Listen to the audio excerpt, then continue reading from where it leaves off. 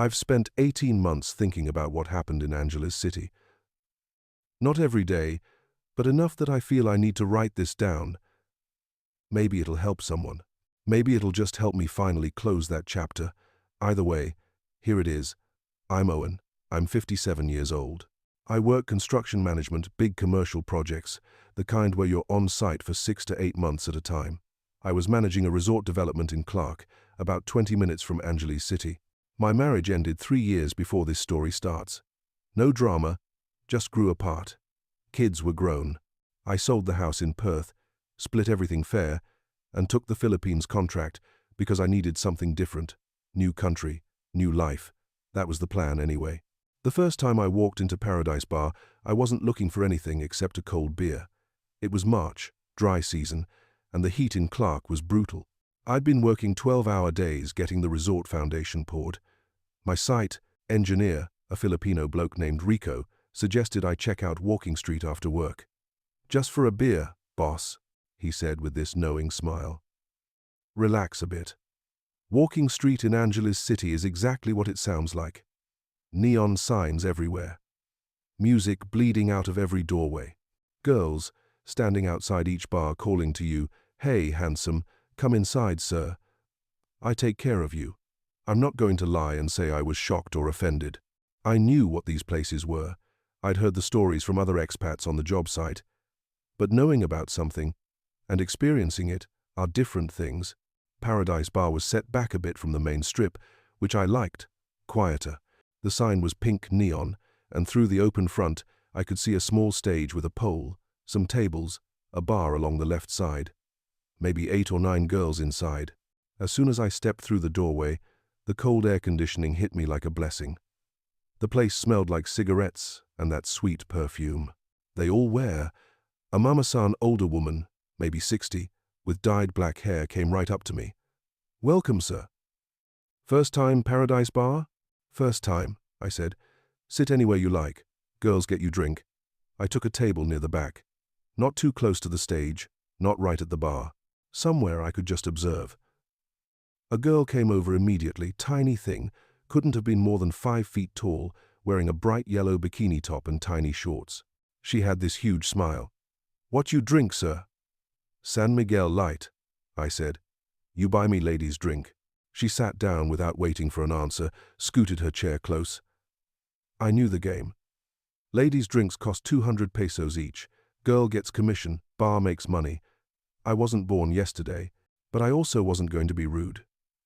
"Sure. 1 drink." She ordered something called a cosmopolitan, which I'm certain was just colored water. We made small talk. Her name was Candy. She was from Mindanao. She asked where I was from, what I did, how long I'd be in Philippines. Standard questions. I answered. She laughed at appropriate moments. After 1 drink, she excused herself. Another customer had walked in. I understood. This was business. I was finishing my 2nd beer when I noticed her. She was sitting at the bar, talking to the mama-san. She wasn't dressed like the other girls. She wore jeans, actual jeans, not shorts and a simple black tank top. Her hair was long, straight, down to her waist. She was laughing at something the mama-san said, and when she laughed, she covered her mouth with her hand. There was something different about her, something quieter, less performative. I'm not a romantic. I want to be clear about that. I didn't believe in love at first sight or soulmates or any of that, but I was curious. She seemed out of place. The mama-san must have noticed me looking because she said something to the girl, then gestured toward me. The girl glanced over, smiled, then slid off her bar stool and walked to my table. "Hi," she said. "Mama said you look lonely." "Do I?" I said. She tilted her head, studying me. "Little bit. Can I sit?" "If you want."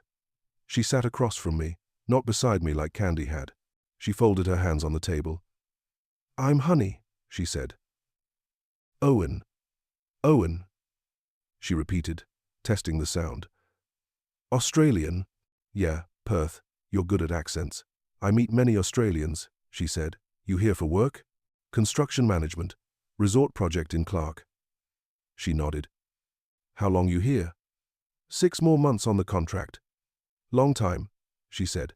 Then she smiled again, that same closed-mouth smile, and I realized she was actually listening to me, not just waiting for her turn to talk or angling for a lady's drink.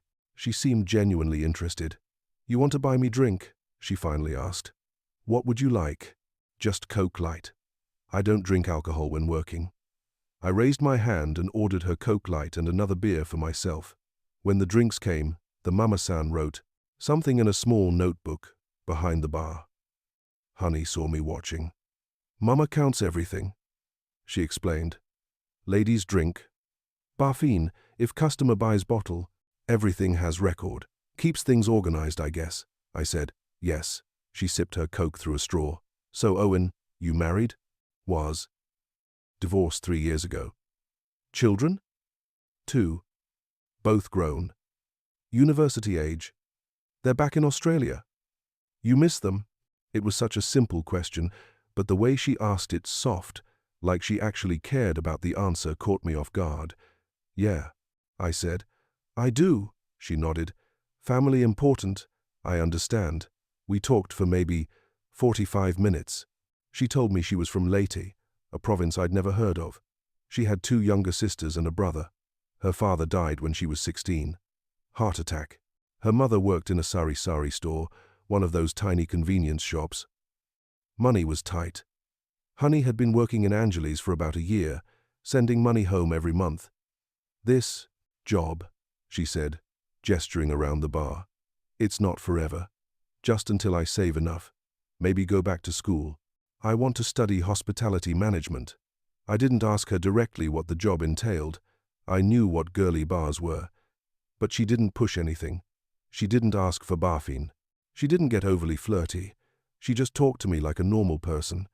When I checked my watch, it was almost midnight. I had to be on site by 6 in the morning. "I should go," I said. "Okay." She stood up when I did. I pulled out my wallet, left 1,000 pesos on the table, more than enough to cover my drinks and hers with a tip. She walked me to the door. "You come back?" she asked. "Maybe," I said. "I hope so." Then she did something that surprised me. She reached out and squeezed my hand just for a second, quick before letting go. "Drive safe, Owen." I walked back to my truck thinking about that hand squeeze. It was such a small gesture, but it felt real. Not like a sales tactic, just kind. I went back to Paradise Bar 3 nights later. The second time I walked into Paradise, Honey wasn't there. Candy came over immediately, smiling. "You come back. You want same table?" "Sure." "You want Honey?" Candy asked. "She not here tonight. She come tomorrow." "Just a beer is fine," I said, though I was disappointed. But the next night, Thursday, Honey was there. She was sitting with another customer, an older white guy, probably in his 70s. She was laughing at something he said, leaning in close. When she saw me walk in, though, she excused herself within 2 minutes and came straight to my table. "Owen," she said, "you came back." "Told you maybe." "Maybe is yes," she said, smiling. She sat down across from me again, same position as before. "You buy me drink?" "Of course." She asked about my work, about Australia, about what I liked to do when I wasn't working. I asked about her family, about Leyte, about what she wanted to do after bar work. It felt less like a transaction and more like meeting someone for coffee, except we were in a girly bar and she was wearing a red bikini top. After an hour, she leaned forward and lowered her voice. "Owen, can I tell you something?" "Sure. I don't like working here. The other girls, they say I'm too serious. Not fun enough." She glanced around like she didn't want anyone to overhear. "Mama Rose, the mama-san, she tells me to smile more, talk more, drink more. But I can't do it like them. It's not me." She said simply, "I make 10,000 pesos a week here, sometimes more if I get barfined. At home, in Leyte, maybe I make 3,000 pesos a month. You understand? I send 7,000 home every week. My sisters are in high school. My brother needs medicine, he has asthma." I understood. Economics made brutal decisions for people. Normal. She looked at me carefully. You think I'm stupid for working here? No, I said, and I meant it. I think you're doing what you have to do. She smiled. A real one this time. Not the practiced bar smile. You're different, Owen. Most men here, they don't ask questions like that. They just want to barfine, go to hotel, finish, go home. That's not why I'm here. Why you are here? Good question. I thought about it. Honestly, I was lonely. Work is work. Hotel room is empty. I wanted to talk to someone. Me too, she said quietly. Lonely, I mean. Even with all these people. Something shifted between us in that moment. I can't explain it exactly, but it felt like we saw each other. Really saw each other as people, not roles. You want to go out from here? She asked suddenly. Not hotel, she added quickly. Just eat, talk more. Outside bar. You can do that? If someone pays barfine, I can leave. It's 3,000 pesos to barfine me. I hesitated. Not because of the money, but because I knew what this looked like. I knew what it was. But she was looking at me with these hopeful eyes, and I heard myself say, okay. I paid the bar fine to Mama Rose, who wrote everything in her notebook with a satisfied expression. Honey went to a back room and came out 5 minutes later wearing jeans and a t-shirt, her long hair pulled into a ponytail. She looked like a college student. We went to Jollibee. She insisted on it. Best chicken joy in Philippines, she declared. We sat in the plastic chairs under fluorescent lights, and she ate fried chicken with her hands, licking her fingers between bites.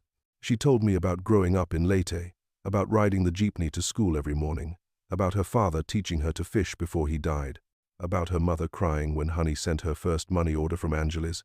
My mama, she knows what I do, Honey said, wiping her hands on a napkin. She doesn't like it, but she needs the money, so she doesn't say anything. Does she want you to quit? She wants me to get married. Nice Filipino man. Have babies. Stop working bar. Honey laughed, but it sounded sad.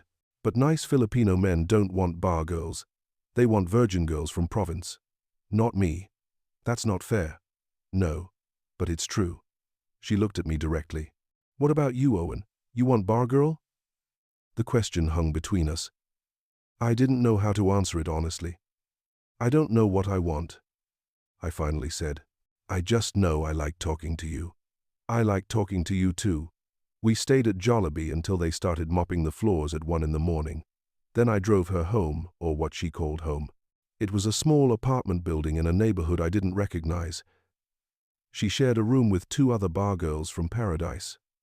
Thank you for tonight, she said before getting out of the truck. It was nice, normal. We should do it again. You come back to bar? She asked. Yeah. Okay. She smiled. Maybe next time you take me to mall. I want to show you SM Clark. Very big. It's a date. She laughed. Not date. Just friends. Friends, I agreed. But we both knew it wasn't just friends. Not really. Over the next 3 weeks, I went to Paradise Bar 5 times. Each time, I barfined Honey. We went to SM Clark like she wanted. We went to a restaurant near the resort where I was working. We went to a movie, some Filipino romance film I couldn't follow but she loved. I stopped thinking of it as paying barfine and started thinking of it as… What? Dating? Was it dating if money exchanged hands first? During our 4th outing, we were walking through the mall when she stopped at a Western Union counter. Wait here 1 minute, she said. I need to send money to my mama. I watched her fill out forms, count out cash 7,000 pesos, exactly, same as she'd told me she sent every week. The clerk processed it and handed her a receipt. When she came back, she looked lighter somehow. Every week. I do this, she said. Every week, I feel better. I know my sisters can eat. My brother can go to doctor. Mama can pay rent. You're a good daughter, I said. I'm trying to be. That night, sitting in my truck outside her apartment, she turned to me and said, Owen, I want to ask you something, but I'm afraid. Ask me. If I quit, bar, if I stop working paradise, would you still want to see me? My heart did something strange. Yes, really, because I'm thinking maybe I can quit, if I have someone to help me little bit, just until I find other job, real job. How much do you need? I asked. Maybe 20,000 pesos a month. That's what I make at bar. Minus the barfine money. If I can replace that, I can quit. 20,000 pesos was about 600 Australian dollars. I made that in a day on the construction site. It was nothing to me. But I knew I had to be careful. I'd heard the stories from other expats, the bar girls who promised to quit but never did. The emergencies that never ended. The second families, the other boyfriends, the lies.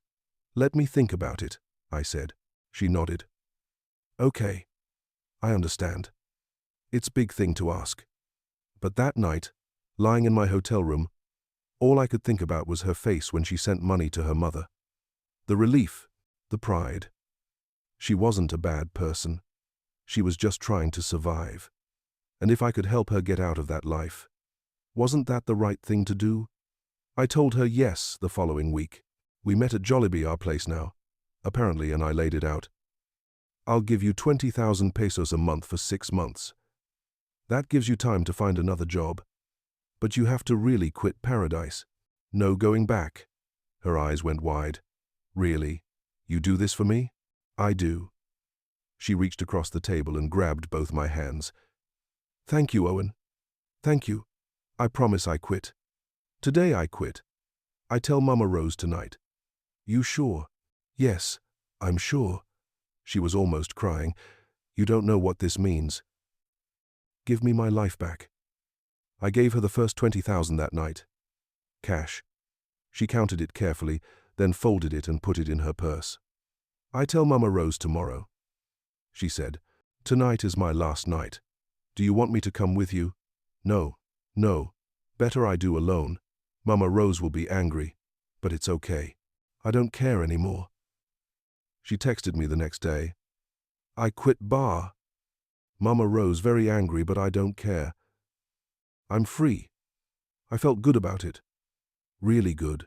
Like I'd done something meaningful. For 2 weeks, everything was perfect. Honey didn't work at Paradise anymore. We saw each other almost every day. She started looking for jobs, applied at a few hotels, a restaurant at the resort I was managing. She came to my hotel room sometimes and we'd watch movies. We'd go to dinner. She even cooked for me once. Filipino food. Adobo chicken that she made in my hotel kitchenette. It felt real. It felt like we were building something. Then small things started to happen. The first time I noticed something odd was 3 weeks after she quit Paradise Bar. We were supposed to meet for lunch on a Tuesday, her choice. She said she wanted to take me to a new restaurant she'd heard about. I finished my morning site inspection early and drove to her apartment to pick her up at 11:30 like we'd planned. When I got there, she wasn't home. Her roommate, another bar girl named Joy, answered the door in pajamas, looking half asleep. Honey's not here, Joy said, yawning. We're supposed to meet at 11:30. Joy frowned. She didn't come home last night. I thought she was with you? No. Oh. Joy looked uncomfortable. Maybe she stayed with friend. I texted Honey. No response for 20 minutes. Then, sorry, I forgot we have lunch today. I'm at SM Clark with my friend from Leyte. Can we meet later? It was weird. She'd been the one who suggested lunch. How do you forget plans you made? But I let it go. People forget things. The second incident happened the following week. I'd given her the second month's payment, 20,000 pesos. Cash. The next day, she asked if I could lend her another 5,000. What for? I asked. My brother. He needs inhaler. The pharmacy wants 5,000 for the medicine. I thought you sent money home last week. I did. But this is emergency. Please, Owen. I pay you back. 5,000 pesos was nothing. I gave it to her. But something about it nagged at me. The timing felt off. Why did these emergencies always come right after I gave her the monthly payment? Third incident. She started being unavailable at night. Not every night, but enough that I noticed. Tuesday night, Thursday night, Friday night, Saturday night. When I'd call or text, she'd say she was with friends, or her roommate needed help, or she was visiting a sick friend. Always something. Which friend? I asked once. Her name is Mia. She used to work at Paradise with me. She's sick now. What's wrong with her? Just sick. I don't know. Fever, I think. The answers were vague, evasive. I started to feel that familiar tightness in my chest, that feeling you get when you know something's wrong but you don't want to admit it. The fourth incident was the nail. I was driving back from the resort late one night around 11:30, and I passed Walking Street. Out of pure impulse, I turned down the street. I don't know what I was looking for. Confirmation? Denial? I parked the truck and walked past Paradise Bar. The door was open, music spilling out. I could see inside. There were maybe 10 customers, girls in bikinis working the room. And there, sitting at the bar with her back to the door, was someone with very long, straight black hair down to her waist. My stomach dropped. I walked closer. Close enough to see through the doorway clearly. The girl turned slightly, laughing at something Mama Rose said. It was Honey. She was wearing a white bikini top and shorts. Full makeup. She had a drink in her hand, and there was a middle-aged Western man sitting next to her, his arm around her waist. I stood there for maybe 30 seconds, frozen. Then I turned around and walked back to my truck. My hands were shaking when I started the engine. She was still working at Paradise. She'd never quit. I drove back to my hotel and sat in the parking lot for an hour, trying to process what I'd seen. All the pieces clicked into place so fast it was dizzying. The Tuesday lunches she forgot. Tuesday was a slow night at the bar. Maybe she'd gone in. The night unavailability, those were bar hours. The extra 5,000 pesos, probably a story. Maybe not even about her brother. The vague answers about friends she couldn't say. I was at the bar working, so she made things up. I felt sick. Physically sick. Not just because she'd lied, but because I'd believed her so completely. I'd wanted to believe her. I'd wanted to be the guy who saved her from that life. I'd wanted to matter. I texted her, "We need to talk. Tomorrow. Jollibee. Noon." She responded immediately. "Okay, baby. Is everything okay? We'll talk tomorrow." I didn't sleep that night. I kept replaying every conversation we'd had, every moment, looking for the lies. They were everywhere. She'd played me perfectly. She knew exactly what I wanted to hear, that she was different, that she wanted to quit, that I was special, and I'd eaten it up like a starving man. The next morning, I did something I'm not proud of. I went to Paradise Bar at 10 in the morning, when I knew it would be closed. Mama Rose was outside, sweeping the entrance. "Excuse me," I said. "I'm looking for Honey. Is she working here?" Mama Rose looked at me carefully. "You, her boyfriend?" "Something like that." She smiled, but it wasn't friendly. "Honey, still working here. She never quit. Every night, Tuesday to Sunday. You want barfine her?" "No." I felt hollow. "No, thank you." Mama Rose shrugged and went back to sweeping. I met Honey at Jollibee at noon like we'd planned. She showed up 20 minutes late, wearing sunglasses even though we were indoors. She sat down across from me and immediately reached for my hand. "Hi, baby," she said. "Sorry I'm late. Traffic was bad." I pulled my hand away. "Take off the sunglasses." "What?" "The sunglasses. Take them off." She did. There was nothing wrong with her eyes. I don't know what I was expecting to see. Guilt? Shame? But she just looked tired. "I went to Paradise Bar last night," I said quietly. "I saw you." Her face didn't change for a long moment. Then something flickered. Recognition. Resignation. She looked down at the table. "Oh, you told me you quit." "I did quit," she said. "But then I went back." "When?" 2 weeks after I quit, Mama Rose asked me to come back. She needed girls, and I needed money. I was giving you 20,000 pesos a month. I know. But Owen, it's not enough. Her voice rose, defensive now. You don't understand. My family needs more. My mama needed new roof. My brother needs medicine. My sister needs uniform for school. 20,000 is not enough. So you lied to me. I didn't lie. I didn't tell you I went back to bar. That's lying, honey. She was quiet for a moment. Then she said, what you want me to do? Tell you truth and you stop giving me money? I need both. I need your money and I need bar money. I can't survive with just one. You could have told me that. You would say no. You would be angry. Like now. She was right. I would have said no. I thought I was helping her escape, not subsidizing her bar work. Are you still sleeping with customers? I asked. She looked at me like I'd slapped her. What? When men barfine you, do you sleep with them? Sometimes, she said. If they pay enough. I stood up. I couldn't sit there anymore. I'm done. Owen. Wait. I gave you 40,000 pesos. I trusted you. You lied to me. We're done. Please. She grabbed my arm. People were starting to stare. Please, Owen. I'm sorry. I need the money. Don't leave me. I pulled my arm free. Find another customer. I walked out of Jollibee and I didn't look back. My hands were shaking again. My chest felt tight. I got in my truck and just sat there, gripping the steering wheel. I'd been such an idiot. Such a complete, total idiot. But even then, part of me still wanted to believe there was an explanation. That maybe she'd been desperate. That maybe I'd been too harsh. That maybe… No. Stop. I had to stop. I drove back to the resort and threw myself into work. Foundation inspections, rebar placements, concrete pours, anything to stop thinking about Honey and her long hair and her smile and the way she'd squeezed my hand that first night. 3 days later, she texted me, Owen, can we talk? I miss you. I didn't respond. She texted again, please, I'm sorry. I need to explain. I blocked her number, but I couldn't get it out of my head.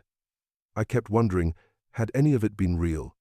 Had she felt anything for me at all?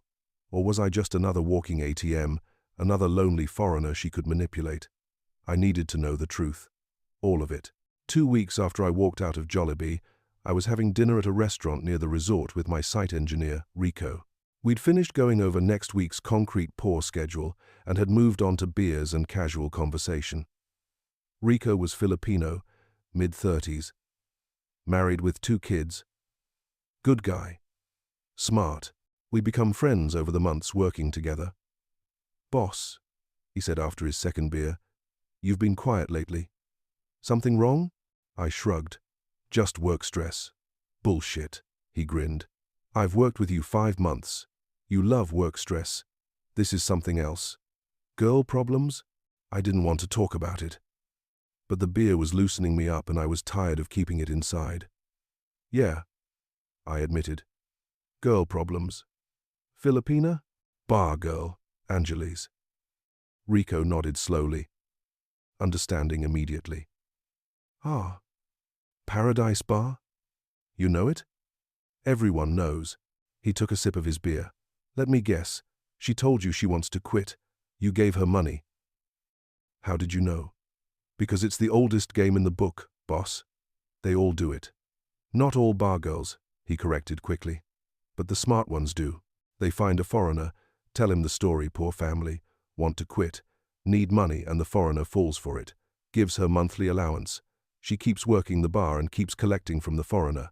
Double income. I'm such an idiot. No, you're human and lonely. They're experts at reading that. Rico leaned forward. What's her name? Honey. Real name or bar name? I realized I didn't know. Bar name, I think. You know her real name? She said it once. Vanessa. Vanessa something. Rico pulled out his phone and started typing. Vanessa, Paradise Bar, Angeles, he muttered. A minute later, he showed me his phone. It was a Facebook page. The profile picture was Honey Vanessa in a red dress. smiling at the camera. The page was public. "That her?" Rico asked. "Yeah. Let me look." He scrolled through her timeline. Photos of her with other bar girls. Photos of her at bars. Photos of her with different Western men. Older guys, younger guys. All of them with their arms around her. The dates on the photos ranged back 2 years. Then Rico stopped scrolling. "Boss, look at this." He showed me a post from 6 weeks ago. It was a photo of Vanessa sitting at a restaurant with a white man, probably in his 50s, with grey hair and glasses. They were holding hands across the table. The caption read, "Happy 3-month anniversary, baby. Love you forever." My stomach turned over. 3 months ago was right when I met her. "She's got a boyfriend," I said. "Maybe. Or maybe he's another customer like you." Rico kept scrolling. "Here's another one." Another photo. Different. Guy. Western. Maybe 60 years old. Caption, "Thank you for everything, baby. You are so good to..." Dated 4 months ago. "She posts these publicly?" I said. "She doesn't care. Look at her friends list. Probably 300 foreigners. All customers most likely. This is how they advertise. Other foreigners see it and think, oh, she has boyfriend. She must be girlfriend material, not just bar girl." I felt like the floor was tilting, so none of it was real. Rico looked at me seriously. "Boss, I don't know if she has real feelings or not. Maybe she does. But the money part, that's always real. That's business." I took his phone and scrolled through more of Vanessa's posts. Photos at bars, photos at hotels, photos with stacks of cash. "Thank you, Mama Rose, for my bonus." Photos with other bar girls captioned with inside jokes about customers. It was all there, her whole life, and I'd been completely blind to it. Then I saw something that made my blood run cold. It was a post from 3 weeks ago, right around the time she told me she'd quit Paradise Bar. The photo showed her and another girl at the bar, both in bikinis, both holding drinks, but it wasn't Vanessa that caught my attention. It was the other girl. The other girl had broad shoulders, angular features, an Adam's apple visible in the photo. The caption read, "My bestie Angel. Love you, sis." "Rico," I said slowly, "look at this photo." The other girl. "Is that..." Rico looked. His eyebrows went up. "Ladyboy." "Yeah." I zoomed in on the photo. Angel. I'd heard that name before. Vanessa had mentioned him multiple times. "My friend Angel. I'm going to Angel's house. Angel is helping me with something." I'd always assumed Angel was female. "She never told me her friend was a ladyboy," I said. Rico shrugged. "Why would she? You might get weird about it. Foreigners sometimes get uncomfortable when they find out bar girls are close friends with ladyboys. Some guys think it's gay or something. It's stupid. But it happens." I stared at the photo. Angel was beautiful, I had to admit. If I'd seen this person in the bar without context, I might not have immediately realized. But now that I was looking carefully, the signs were there. The jaw, the shoulders, the hands. This is who she was.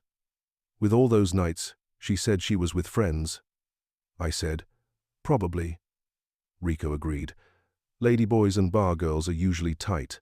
They work the same scene. Same customers sometimes. They look out for each other. I kept scrolling. More photos of Vanessa and Angel. At bars. At clubs. At the beach. In one photo, they were both sitting on a man's lap, older Western guy, drunk looking. The caption, "Best night ever." The bottom fell out of my world. I'd imagined Vanessa as this struggling girl trying to escape a difficult life. I'd seen her as a victim. I'd wanted to save her. But looking at these photos, I saw someone completely different. Someone who was good at her job. Someone who enjoyed parts of it. Someone who had a whole network, a whole community, a whole life that had nothing to do with me. I wasn't her savior. I wasn't special. I was just another customer. "You want my advice?" Rico said, taking his phone back.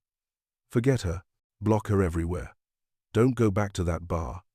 There are 10,000 girls just like her in Angeles. They're all telling the same story. Some of them might even believe it themselves. But it's always the same ending. You run out of money or you wise up and they move on to the next guy. I gave her 40,000 pesos, I said. Could be worse. I know a guy who sent a bar girl 300,000 before he figured it out. She used it to build a house for her Filipino husband. Jesus. Yeah. Rico finished his beer. Look, boss, you're a good guy. But you can't save these girls. They don't want to be saved. They want money. That's it. That's the whole relationship. We finished dinner and I drove back to my hotel. I sat in the parking lot for a long time, just thinking. Then I opened Facebook on my phone and found Vanessa's page again. I scrolled through everything. Every photo. Every post. Every comment. It was all there. The truth. I just hadn't wanted to see it. I thought about messaging her, confronting her about the lies, about Angel, about the other men. But what was the point? She'd just have another excuse, another emergency, another reason why it was all justified. Instead, I took screenshots of everything. The photos with other men, the posts about Mama Rose, the pictures with Angel. I didn't know why I was saving them. Maybe as evidence for myself, maybe to remember not to be so stupid next time. Then I blocked her on Facebook. Blocked her on Messenger. Blocked her phone number for good measure. I was done. 3 days later, I was at the resort doing a foundation inspection when my phone rang. Unknown number. I almost didn't answer, but it might have been a supplier. Hello? Owen? It was Vanessa. How did you get this number? I borrowed phone from my friend. Please don't hang up. I need to talk to you. There's nothing to talk about. Please, just listen. Her voice was desperate. I'm sorry I lied. I'm really sorry. But I need your help. I have big emergency. Of course she did. What emergency? I owe money to Mama Rose. She says if I don't pay, she will kick me out of paradise and tell other bars not to hire me. I need 20,000 pesos. Please, Owen, please, I will pay you back. I promise. No. Please, I have nobody else. My family cannot help. I need you. You should have thought about that before you lied to me. Owen, please. I hung up. My hands were shaking again, but this time it was anger. She had the audacity to call me after everything and ask for more money. Not even a real apology, just another sob story, another crisis, another reason I should open my wallet. I blocked the number she'd called from. She tried 3 more times over the next week, each time from a different number. Each time with a different emergency. Her mother was sick. Her brother was in the hospital. She needed money for rent. I blocked every number. Finally, the calls stopped. That was 18 months ago. I'm back in Perth now. The resort project finished on schedule and I came home. Got a new contract in Australia. Life moved on. I don't know where Vanessa is now. Probably still at Paradise Bar. Probably telling the same story to different men. Maybe she's found another Owen, another lonely foreigner who believes he's special. I hope he's smarter than I was. But probably not. As for me, I'm fine. I don't regret the money, 45,000 pesos total, about 1,200 Australian dollars. I've wasted more than that on stupider things. What I regret is how badly I wanted to believe her. How desperately I needed to be someone's hero. How much I craved that feeling of being special to someone. The truth is, I wasn't special. I was convenient. I had money, and I was kind, and I was lonely. That's all she needed. And Angel? That revelation was the strangest part. Not because I care whether Vanessa's friends are ladyboys. I don't. What bothered me was how carefully she'd hidden it. She knew I'd ask questions. She knew it would make me wonder what else she wasn't telling me. So she just never mentioned it. Called Angel, she. Avoided details. Kept that whole part of her life separate. It was a perfect example of how she operated. Tell me enough truth to be believable. Hide everything that might make me suspicious. I've spent a lot of time thinking about what happened. Not dwelling on it, but analyzing it. Trying to understand the mechanics of it. And I've realized that the bar girl system in places like Angeles City isn't simple exploitation. It's more complicated than that. These women, most of them, anyway, are making rational economic decisions. They can make in 1 week what they'd make in 3 months in their provinces. They send money home. They support families. From their perspective, this is work. Hard work, sometimes degrading work, but work. And the foreigners? We're making our own decisions. We're choosing to believe the fantasy. We want to believe that this beautiful young woman actually likes us, that we're different from other customers, that what we have is real. The bar girls don't force us to believe that. We volunteer for it. That doesn't make the lying okay. It doesn't excuse Vanessa telling me she quit when she hadn't, but it helps me understand it. She was maximizing her income. I was financing a fantasy. We were both getting something we wanted, even if we were lying to ourselves about what it was. Let me tell you the red flags I missed. If you're reading this and you're involved with a bar girl or thinking about it, pay attention. First red flag, she told me I was different from other customers. Every bar girl says this. To every customer, because every customer wants to believe it. If she's telling you you're special, she's probably told 50 other guys the same thing. Second red flag, she had an explanation for everything. Why she needed money. Why she couldn't see me certain nights. Why her stories didn't quite add up. If you find yourself listening to a lot of explanations, that's because you're noticing problems and she's smoothing them over. Third red flag, the emergencies were always exactly the amount I could afford to give. Never catastrophically expensive. Just uncomfortable enough that I'd help, but not so much that I'd refuse. That's professional level calibration. Fourth red flag. She kept her personal life very vague. I never met her family. Never saw where she really lived. Never met her friends except in passing. She controlled all information flow. That's intentional. Fifth red flag. She was always available when I had money. Harder to reach when I didn't. After I gave her the monthly payment, she'd be busy for a few days. When I was getting close to payday, suddenly she had more free time. Pattern recognition should have kicked in. Sixth red flag. Her phone was always face down, always on silent, always just out of my reach. When it buzzed, she'd glance at it quickly and ignore it. She was managing multiple relationships and couldn't let me see the messages. Seventh red flag.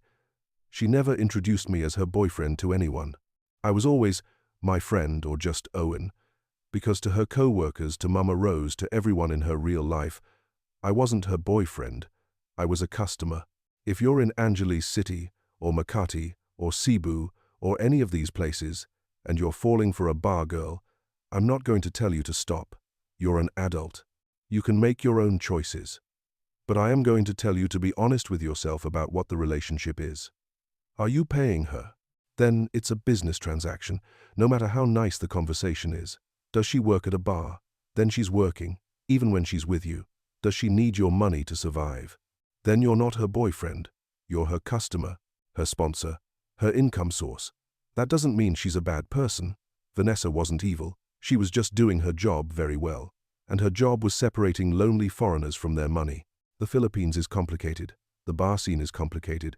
The relationships that form there are complicated. I don't have simple answers. I don't even have simple regrets. What I have is clarity. I know what I was to Vanessa. I know what she was to me. And I know that what we had wasn't love or even friendship. It was economic exchange wrapped in the illusion of intimacy. Some guys can accept that and enjoy it anyway. They go to the bars, barfine girls, have fun, and don't pretend it's more than it is. Those guys are fine. They're not getting hurt.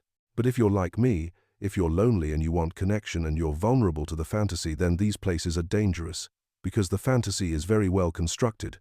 The girls are good at their jobs, and you will believe what you. I want to believe until reality becomes impossible to ignore. I learned something about myself through all this. I learned that I was more desperate for connection than I'd realized. I learned that I could be manipulated if someone pushed the right buttons. I learned that intelligence doesn't protect you from emotional vulnerability. Those are valuable lessons. Expensive, humiliating lessons. But valuable. Would I do anything differently? Honestly, probably not. I needed to experience it to understand it. Reading about bar girl scams online wouldn't have stopped me. Hearing warnings from other expats wouldn't have stopped me. I had to live through it myself. So, here's what I'll say to you. If you're heading down this path, pay attention. Notice the patterns. Notice the red flags. Notice when someone is telling you what you want to hear instead of what's true. And most importantly, notice when you're lying to yourself. Because that's what I did. I lied to myself more thoroughly than Vanessa ever lied to me. I told myself I was helping her. I told myself we had something special. I told myself the red flags didn't matter. I told myself I was different from the other customers. I wasn't. And when I finally saw the truth, when I saw Vanessa at the bar, when I saw her Facebook posts, when I realized her friend Angel was a ladyboy she'd hidden from me, when I understood that literally everything about our relationship had been carefully managed to extract maximum money from me. It wasn't actually surprising. Some part of me had known all along. I just hadn't wanted to admit it. That's the real trap. Not the bar girls, not the lies, not even the money. The trap is your own need to believe the fantasy. Everything else flows from that. I'm telling you this because I wish someone had told me. Not to warn me away, I wouldn't have listened. But to help me recognize what was happening while it was happening. To give me vocabulary for my experience. To make me feel less alone when I finally figured it out. You're not stupid if you fall for this. You're human. These women are professionals. They've been doing this for years. They know every trick, every emotional button, every persuasive technique. They're experts at reading loneliness and exploiting hope. But you don't have to stay fooled forever. You can wake up. You can see clearly. You can walk away. I did.